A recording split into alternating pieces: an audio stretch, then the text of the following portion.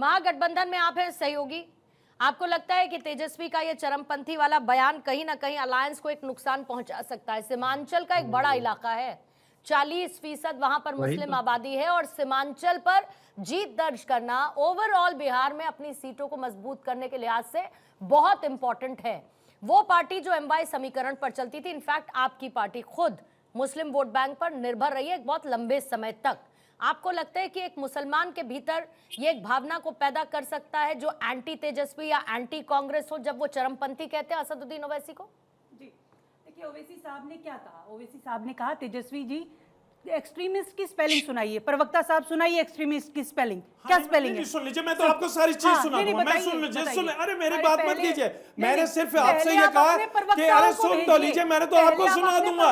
भाई आप चरणपंथी की बात है, सुन लीजिए। अरे उस बात को जो मामला है उस पर बात कीजिए आप।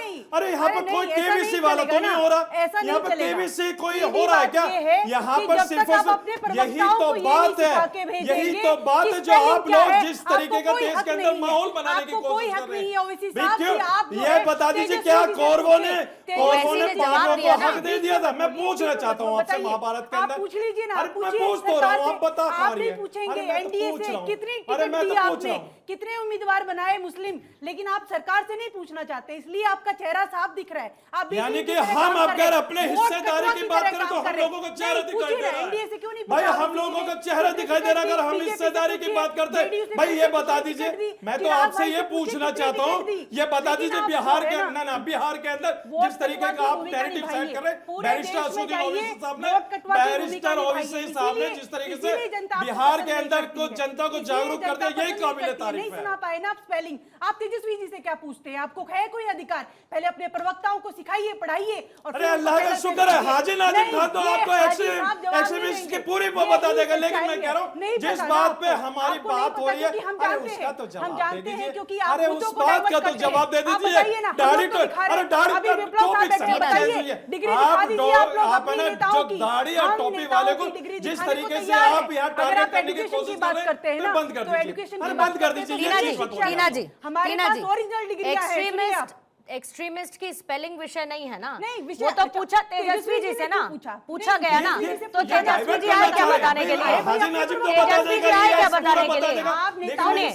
मुद्दे की बात कुछ और है। नहीं टीना जी, मुद्दे की बात कुछ और है। टीना जी सेकुलर राजनीति करने की बात आप लोग करते हैं ना। अगर एक पार्टी महागठबंधन में अपनी जगह चाहती है, उसको आपको इनकार करना है तो इनकार करिए, आप उनको एक्सट्रीमिस्ट बताइएगा, मना कर दीजिए ना।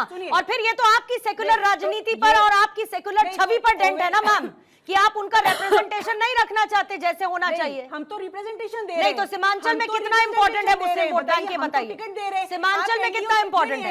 सीमांचल में कितना इंपॉर्टेंट है ये बताइए ना।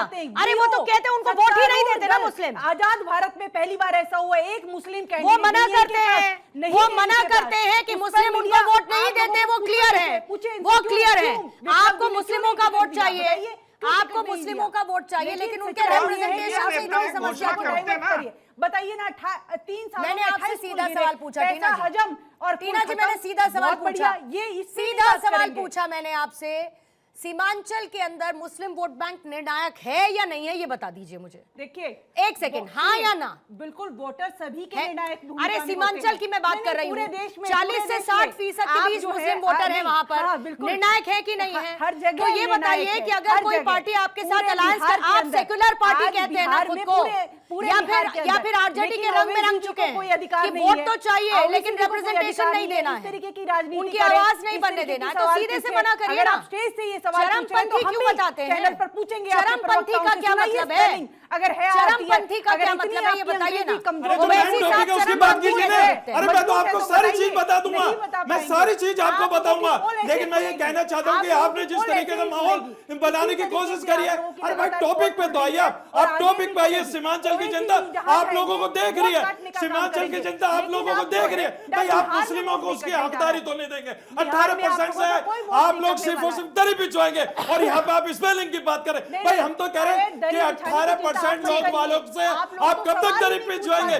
बिहार के अंदर जिस तरीके का माहौल आप लोग बनाने की कोशिश करें, बंद कर दीजिए। यहाँ पर स्पेलिंग के ऊपर आकर हारून नाजिम खान आपको स्पेलिंग बताएगा, पॉइंट टू पॉइंट बताएगा, लेकिन जो बात है जो हम लोगों ने आपसे कही है उस बात पे बात कीजिए। आप लोग आप बात नहीं करेंगे उस बात पे। बात करने की होती है, बात सिर्फ कहने की नहीं करने की होती है टीना जी। इसीलिए मैंने सवाल आपसे पूछा था, क्योंकि आप लोग सेकुलर छवि खुद की पार्टी की बताते हैं, इसीलिए मेरा बेसिक सा सवाल था। आप उसका बेसिक जवाब इधर उधर आप स्पेलिंग पूछ के इनसे एक्सट्रीमिस्ट की आप बता दीजिए स्पेलिंग चीजें नहीं होती। अरे तो बता दिया क्या उन्होंने आके?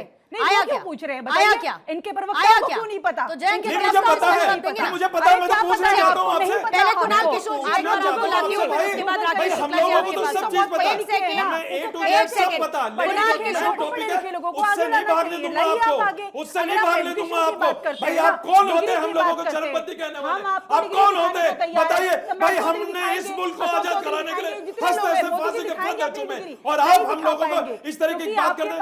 अरे ये नहीं चलेगा भाई। भाई मैं आपसे पूछना चाहता हूँ टीना जी, इस मुल्क के अंदर जितनी हमने शहादतें दी हैं और इंशाल्लाह इस मुल्क को आगे ले जाने का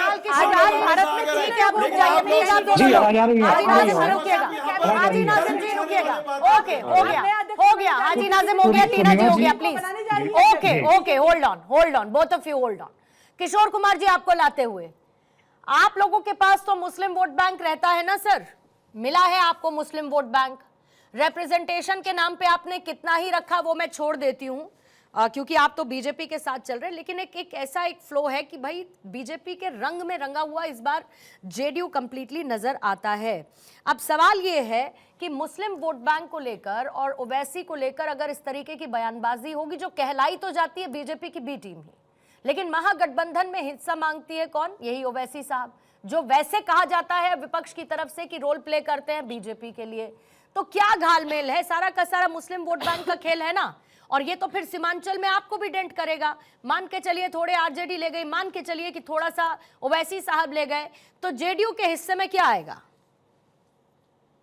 उमा जी यही तो विडंबना है। मैं पूरे कन्वर्जेशन को सुन रहा था, उस कन्वर्जेशन में वोट बैंक की चिंता थी, वोटरों की चिंता नहीं थी, मुस्लिम वोटरों की चिंता नहीं थी। आरजेडी और एआईएमएम यानी ओवैसी साहब एक दूसरे को सवाल तो जरूर खड़ा करते हैं, लेकिन ये सच है कि दोनों एक ही सिक्के के दो पहलू हैं।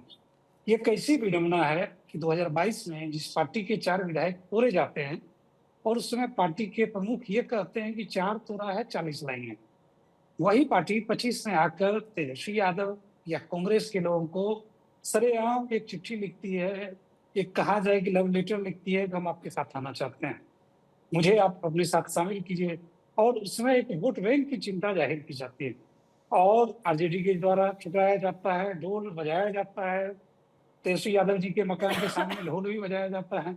तो आप स्पष्ट हो लीजिए कि इनकी लड़ाई सिर्फ और सिर्फ मुस्लिम सेंटिमेंट के लिए है, मुस्लिमों के बेहतरी के लिए कतई नहीं है।